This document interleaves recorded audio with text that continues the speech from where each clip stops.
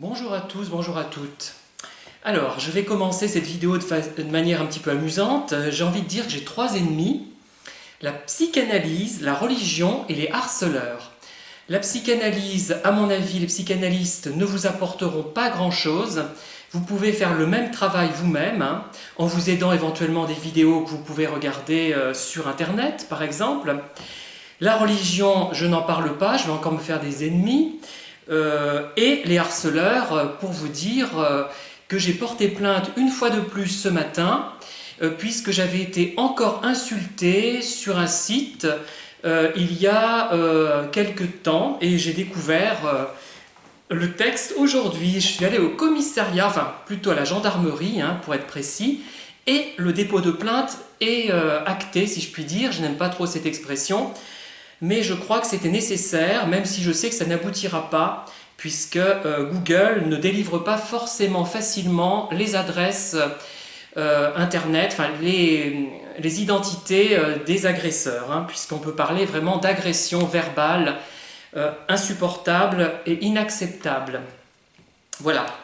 Alors, donc, à l'issue d'une de mes vidéos qui concernait le désarroi finalement dont je vous faisais part au sujet du mépris dont je faisais l'objet, notamment pour un livre aussi important que 900 cascades dans le Puy-de-Dôme par exemple, et également le premier livre consacré à un cimetière de Thiers, donc tout cela est ignoré par la plupart des gens, alors que sont quand même des choses importantes. Je ne parle pas aussi de mes autres livres, mais le sujet n'est pas là. On va être beaucoup plus dans les généralités.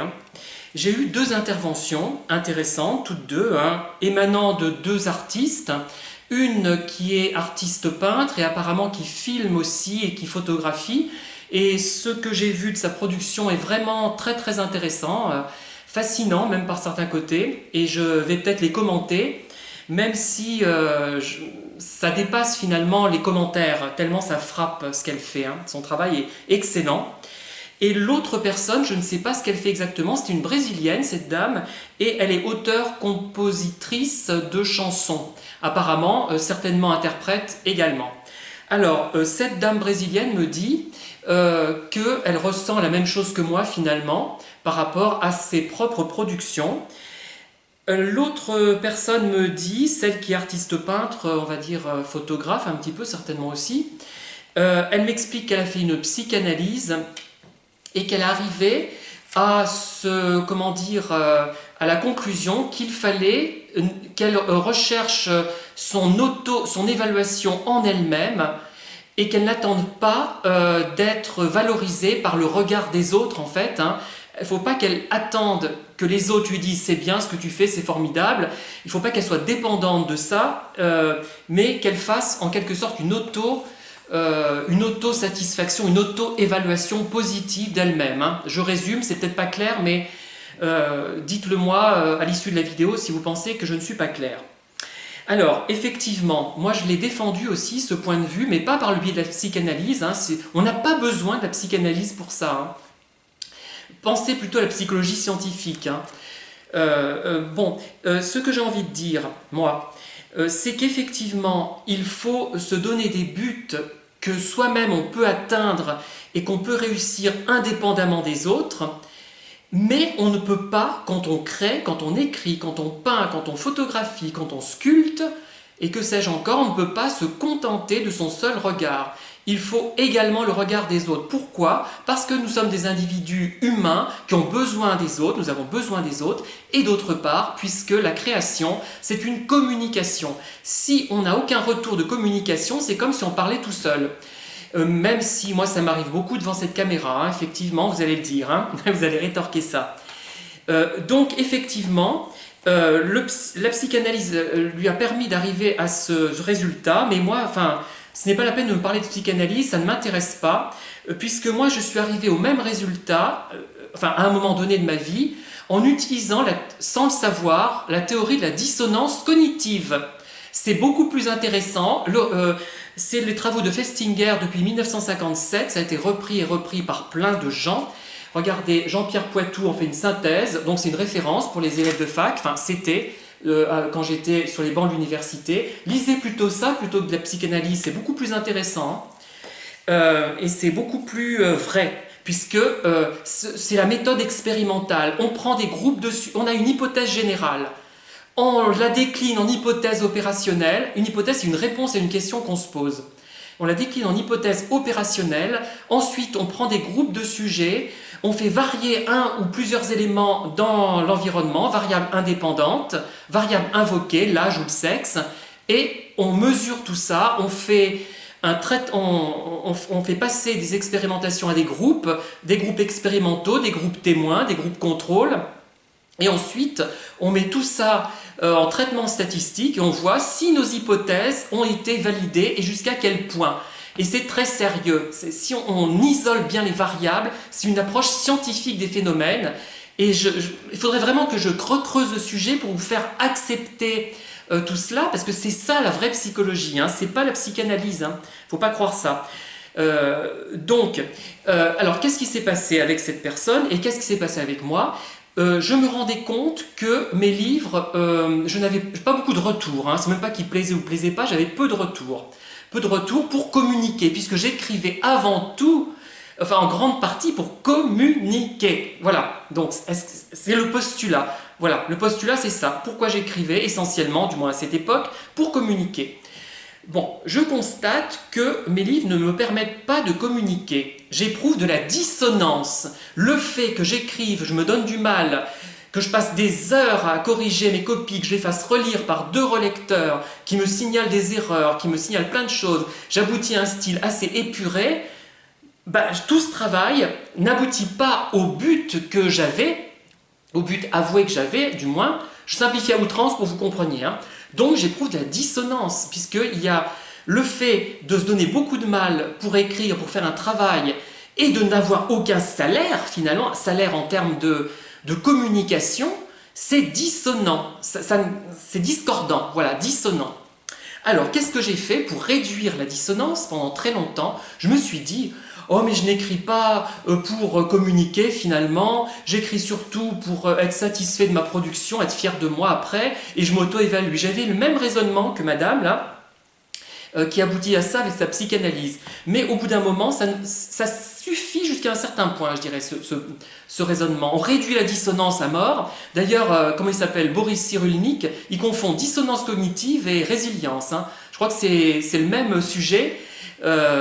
Et en fait, par exemple, tiens, j'en viens au pervers narcissique, puisque je vais relier cette vidéo au pervers, mais je termine plutôt sur ce que j'avais à dire, hein, mais je reviendrai au pervers après. Et donc, il est vrai que moi je défends l'idée selon laquelle il faut se donner un objectif qu'on est seul, qu'on peut atteindre seul. Mon livre, si j'écris un bouquin, même si personne ne le lit, j'aurai au moins une version de ce livre, la BNF, et il y aura une possibilité que quelqu'un le lise un jour. Donc il y a au moins cette première satisfaction, mais ça ne suffit pas. J'ai besoin de communiquer sur mes livres. Moi, si je ne peux pas communiquer, je ressens un manque. Pendant longtemps, je me suis fait à l'idée, j'ai réduit la dissonance en me disant « Oh, finalement, je n'écris pas pour communiquer, mais pour la BNF ». C'était faux. C'est une sorte de malhonnêteté intellectuelle qu'on a qui nous permet de rétablir une sorte de consonance. On se persuade que la situation est à notre avantage. Mais c'est absolument faux au fond. Même si, enfin faux, oui et non. Vous allez comprendre pourquoi. Par exemple, je prends l'exemple des pervers narcissiques. Alors, les pervers narcissiques, donc on connaît un pervers narcissique, on le rencontre, et on se rend compte au bout de, je sais pas, 5 ans, mince, j'ai écouté les vidéos de machin, même s'il est traité de tous les noms par des gens qui l'insultent, ce Pierre Calmar, il n'est pas si bête que ça. On le traite de pute, de connard, de je sais plus quoi, enfin bref, tous les noms d'oiseaux y passent, hein. Mais finalement il a peut-être raison quand même, hein. Il a beau être insulté depuis qu'il a 3-4 ans, on le traite de PD, de tafiole, de tout, enfin tous les noms d'oiseaux, mais il a peut-être par moments des éclairs de lucidité, hein, ce connard de Pierre Calmar. Hein. Tiens, il a peut-être raison. Alors j'ai fréquenté ce monsieur pendant 5 ans, monsieur, je sais pas, X, Il s'est avéré que j'ai écouté la vidéo de Pierre Calmar notamment, même s'il est con, s'il est bête, s'il est incompétent, s'il est nul et s'il porte plainte, une fois qu'on lui a dit ça, il a le tort d'ailleurs parce qu'il sait que ça n'aboutira pas. Il a quand même peut-être un certain degré d'intelligence, un certain niveau intellectuel. Pour avoir écrit 54 livres, il faut quand même avoir quelque chose un petit peu dans la tête. Et pour avoir fait 1000 vidéos, un petit peu d'imagination aussi. Donc on se dit, bah oui mais merde, qu'est-ce que je fais maintenant avec ces 5 ans perdus, avec ce type qui m'a harcelé, qui m'a rendu la vie impossible? Eh ben je vais réduire la dissonance. Il faut que je trouve quelque chose de positif dans la situation. Oh là là, qu'est-ce que je vais dire? Je vais dire que ça a activé ma... je me suis rendu compte que j'étais quelqu'un de bien finalement. Ce qui d'ailleurs est vrai, puisque les pervers s'attaquent à des gens bien. Vous avez donc des valeurs intellectuelles humaines et physiques. Même vous êtes beau, belle et intelligent ou intelligente, certes. Mais... c'est vrai, mais en même temps, c'est une réduction de dissonance. Vous vous persuadez que finalement, grâce à cette relation toxique, j'ai pris conscience que j'étais quelqu'un de bien. Oui, mais c'est de la réduction de dissonance. Le fait d'avoir consacré 5 ans de sa vie à un type qui est un connard entre en dissonance avec le fait qu'on ne fréquente pas un connard et on ne perd pas 5 ans de sa vie. C'est dissonant ça. Oh là là, c'est difficile à supporter. On réduit la dissonance en trouvant quelque chose de positif à la situation. C'est à la fois malhonnête et très intéressant. Malhonnête dans le sens où on sait que c'est pas vrai, qu'on aurait pu prendre conscience qu'on était quelqu'un de bien indépendamment du pervers, mais en même temps, ça a quand même permis de se rendre compte qu'on était quelqu'un de bien. Voilà. Donc, souvent, on est dans les pervers dans la réduction de dissonance cognitive. Je reprends un autre exemple pour que vous compreniez enfin ce concept, l'importance qu'il peut avoir, mais moi, j'ai pas envie d'écrire un bouquin sur les pervers, mais j'ai envie d'écrire un livre sur la dissonance cognitive, en faisant une revue de questions de tout ce qui a été fait, en vulgarisant les connaissances, mais en même temps en l'approfondissant, en essayant de proposer mes propres hypothèses. Et je pense que là, je serai motivé à fond. Parce que les pervers, moi, c'est un sujet qui ne m'intéresse plus. On a vite fait le tour, mais la dissonance, ça nous concerne tous les jours, à chaque minute. Dès qu'on est dans un magasin, qu'on choisit entre 2 types de tomates, on éprouve la dissonance. Enfin là, elle est très faible. Par exemple, vous hésitez entre 2 maisons. Une qui a 10 pièces et qui a une vue magnifique sur Thiers, une autre qui a 20 pièces, qui a une vue horrible, mais qui a une superbe piscine et vous adorez nager. Vous choisissez finalement celle qui a la plus belle vue parce que, pour quelle raison, je ne sais pas, les prix sont à peu près équivalents, on va dire. Hein.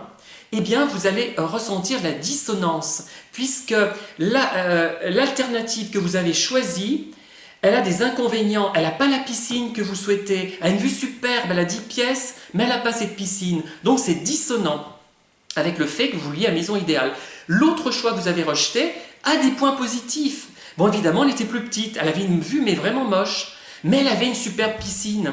C'est dissonant puisque vous avez rejeté quelque chose. Le choix que vous avez fait vous crée de la dissonance parce que ce choix a des défauts. Et le choix que vous avez rejeté vous crée de la dissonance également, puisque ce choix avait des qualités, des choses positives. Et il y a plein de choses comme ça dans la vie, et je crois que je vais préparer un livre là-dessus, et je le proposerai à la vente, parce que je crois que c'est vraiment intéressant, c'est un sujet que j'avais beaucoup étudié en licence, et j'en en voyais pas l'importance à l'époque, c'est incroyable. Enfin voilà, pour vous dire que c'est bien beau de vivre en autarcie avec soi-même. Moi, j'ai vécu en autarcie avec moi-même parce que je suis homo, parce que j'ai été rejeté pour cette raison, hein, parce qu'en plus, je suis homo, mais je suis minoritaire en tant qu'homo. Je n'ai pas du tout les mêmes choses en tête que beaucoup de gens. Hein. Je suis doublement minoritaire parce que donc je suis homo, pas hétéro, donc ça réduit mon champ d'action, mon champ de connaissances, de personnes à connaître. En plus, je suis un cas parmi les homos, je suis très différent, j'ai pas du tout les mêmes fantasmes majoritaires sexuels. Moi, j'aime plutôt les vieilles croûtes. Hein. Je suis pas amateur de petits jeunes, beaucoup sont amateurs enfin, faut pas caricaturer, mais dans les gens que j'ai rencontrés, il y en a beaucoup qui aimaient les gens un peu plus jeunes qu'eux. Moi, j'aime plutôt un peu plus vieux. Et j'aime bien les gens qui ont la cinquantaine. Et par ailleurs, troisième source qui me minorise, qui me met en situation de minorité, en grande difficulté, je suis dans une optique de création et ça isole, mais vous ne pouvez pas vous imaginer à quel point vous vous sentirez isolé.